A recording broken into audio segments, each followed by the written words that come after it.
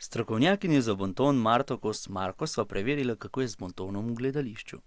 Ko stopimo v preddverje, se pogovarjamo bolj potiho in tudi če srečamo koga od ljudi, ki ga poznamo, ga seveda ne objemamo, ne kričimo, ga sicer lepo, normalno in tiho, mirno pozdravimo.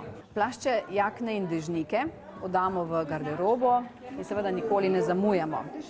In da ne bomo motili predstave, seveda raje pred začetkom odidemo na stranišče in opravimo potrebno. Kako pa je potem s samim bontonom v dvorani? Ves čas pazimo na popolno tišino, ne odvijamo bombonov, čokolad in ne žvečimo žvečilnih gumijev.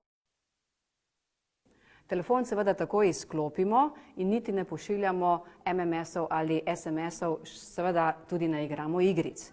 Z rokami in nogami ne tolčemo v taktu glasbe in prav tako ne pojemo ali brundamo melodije. Tako se predstava 113 lahko nemoteno prične.